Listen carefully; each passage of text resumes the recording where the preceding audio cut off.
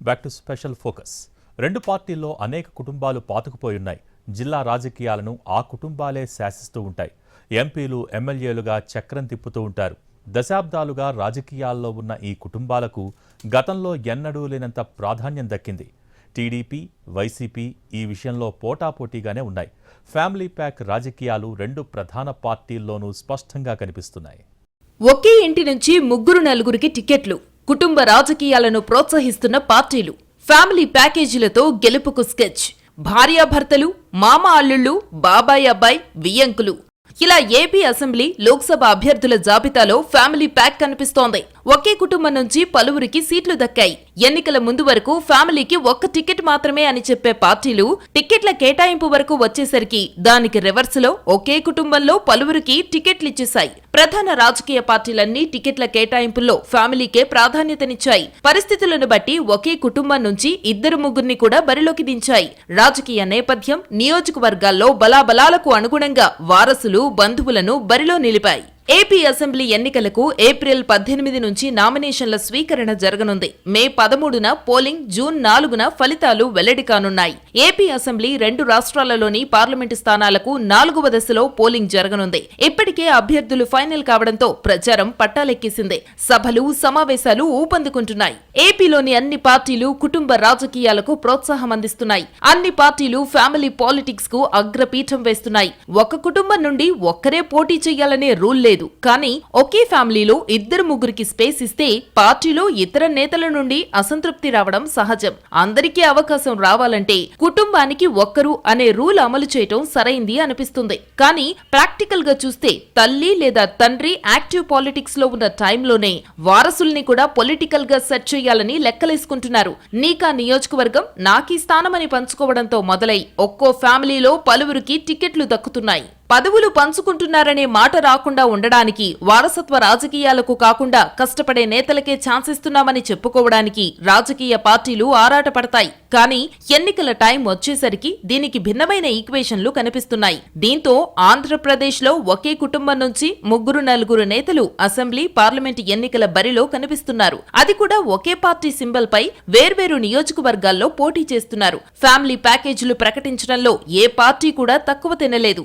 ఎవరికి టికెట్లిస్తే ఏముంది, ఎన్నికల్లో గెలిపే ముఖ్యమంటున్నాయి. గతంలో కూడా పలుకుబడి ఉన్న కొన్ని కుటుంబాలకు 2 టికెట్లు ఇచ్చిన సందర్భాలున్నాయి. కానీ ఈసారి ఎన్నికల్లో ఏకంగా ఒకే కుటుంబానికి చెందిన ముగ్గురు నలుగురికి పార్టీలు అవకాశం కల్పించాయి. ప్రత్యక్ష ఎన్నికల బరిలో నిలిచేందుకు తమ సొంత ప్రాంతాలు కాకపోయినా నేతలు సై అంటున్నారు. తెలుగుదేశం పార్టీలో ఒకే కుటుంబం నుంచి పలువురు నేతలు టికెట్లు దక్కించుకున్నారు. పార్టీ అధినేత చంద్రబాబు కుటుంబం నుంచి 4 నేతలు ఎన్నికల బరిలో ఉన్నారు. ముగ్గురు అసెంబ్లీకి పోటీ చేస్తుంటే మరొకరు పార్లమెంటు బరిలోకి దిగుతున్నారు. కుప్పం అసెంబ్లీ నుంచి టీడీపీ అధినేత చంద్రబాబు నాయుడు పోటీ చేస్తుంటే ఆయన కుమారుడు నారా లోకేష్ గుంటూరు జిల్లా మంగళగిరి నియోజకవర్గం నుంచి పోటీ చేస్తున్నారు. అటు చంద్రబాబు వియ్యంకుడు నారా లోకేష్ మామ నందమూరి బాలకృష్ణ హిందూపురం అసెంబ్లీ నుంచి 3వసారి సమరానికి సై అంటున్నారు. బాలకృష్ణ చిన్నల్లుడు, మాజీ ఎంపీ ఎంవీవీఎస్ మూర్తి మనవుడు శ్రీభరత్ విశాఖపట్నం పార్లమెంటు నుంచి పోటీ చేస్తున్నారు.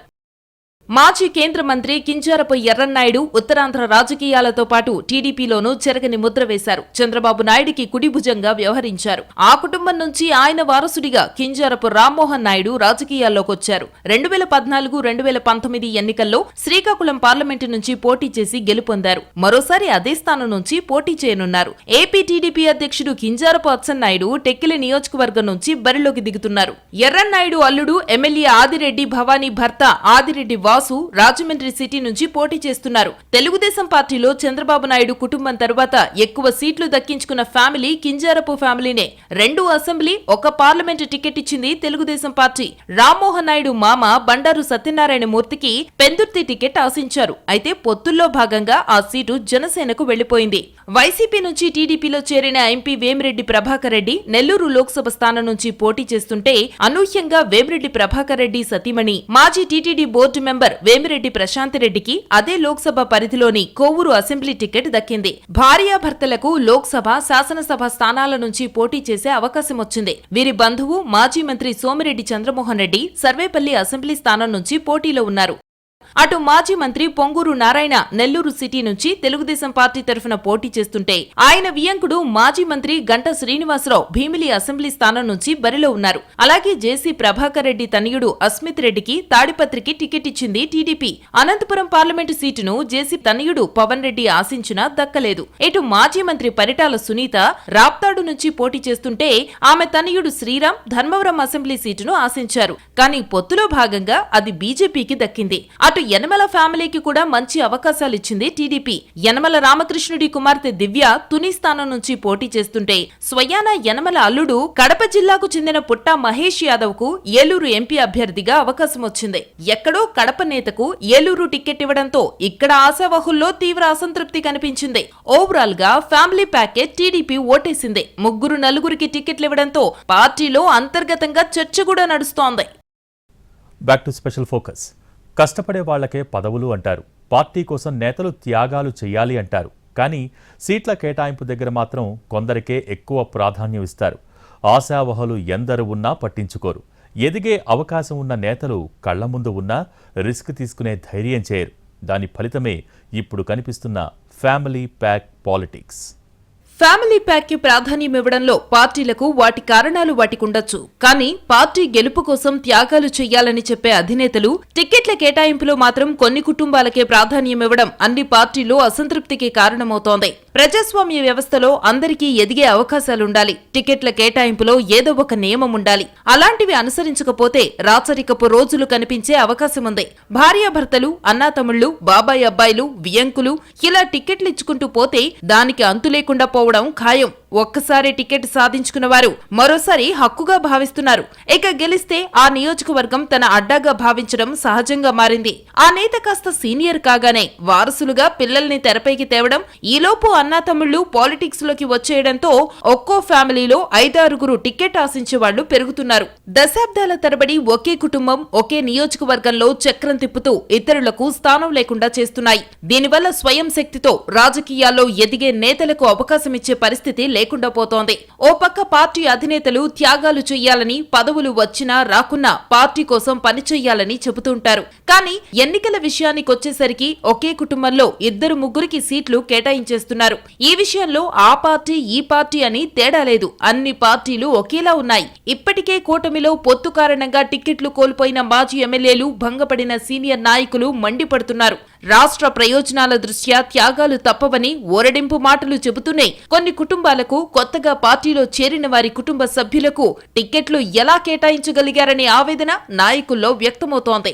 ఎన్నికల వేళ పోటీ చేయాలని అభ్యర్థుల సంఖ్య కూడా ఎక్కువగా ఉంటుంది. అందులో సీనియర్లు కూడా ఉన్నారు. మాజీ ప్రజా ప్రతినిధులు, స్థానిక సీనియర్ నేతలకు ప్రాధాన్యత ఇవ్వకుండా ఒకే కుటుంబంలో ఎక్కువ మందికి టికెట్లిచ్చి ఔత్సాహికులను నిరుత్సాహపరిచే విధంగా చేశారనే అభిప్రాయాలు పెరుగుతున్నాయి. ఇక ఈ ఎన్నికల్లో ఏకంగా 6 మాజీ ముఖ్యమంత్రుల తనయులు పోటీ చేస్తున్నారు. మరో 2 వారసులు లోక్సభకు పోటీ చేస్తున్నారు. అయితే ఈ ఎన్నికల్లో కొన్ని కుటుంబాలకు ప్రాధాన్యత ఇవ్వటం హైలైట్ అవుతుంటే మరికొన్ని కుటుంబాలకు ఒక్క టికెట్ కూడా ఇవ్వలేదనే చర్చ కూడా నడుస్తోంది. ఓ పక్క వారసత్వ రాజకీయాల గురించి అన్ని పార్టీలు వేదికలపై వ్యతిరేకంగానే మాట్లాడతాయి. కానీ ఆచరణ వరకు వచ్చేసరికి సీన్ రివర్స్ లో కనిపిస్తోంది. ఎన్నికల టైంలో గెలుపు గుర్రాలనే వెతుకుతారు.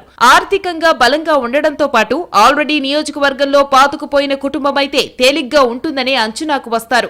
దీంతో బంధుగణానికి, వారసులకు అవకాశాలు అలవోకగా వచ్చేస్తుంటాయి. కొత్త నేతలకు టికెట్ ఇచ్చే ధైర్యం చేసే పరిస్థితి కనిపించడం లేదు. పార్టీ మారిన ఒక్క పూటలోనే టికెట్ వచ్చే రోజుల్లో వారసత్వ రాజకీయాలు, ఫ్యామిలీ ప్యాక్ అని మాట్లాడుకోవడంలో పెద్దగా ఔచిత్యం ఉండదనే భావించాలి. ఇప్పటికే ఏపీలో పొత్తు కారణంగా, ఇతర ఈక్వేషన్ల కారణంగా అనేక మంది అసంతృప్తులు ఉన్నారు. టీడీపీ బలంగా ఉన్న చోట జనసేన, బీజేపీ అభ్యర్థులు పోటీలో ఉండడం, జనసేన బీజేపీలకు ఆశించిన సీట్లు రాకపోవడం లాంటి కారణాలతో అనేక మంది అసంతృప్తులు 3 పార్టీల్లోనూ ఉన్నారు. అటు వైసీపీలో కూడా టికెట్ దక్కలేదనే అసంతృప్తితో పార్టీ మారిన సిట్టింగులు ఉన్నారు. అంటే చాలా చోట్ల ఆశావహులకు మొండి చేయి దక్కడం, ఒకే కుటుంబానికి 3-4 సీట్లివ్వడం ఈ 2 ఏపీ ఎన్నికల సందర్భంలో స్పష్టంగా కనిపిస్తున్నాయి. గెలుపు మాత్రమే కీలకమైన చోట సీట్ల కేటాయింపులో సమతుల్యం పాటించడంలో పార్టీలు సఫలం కాలేకపోయాయని చెప్పొచ్చు.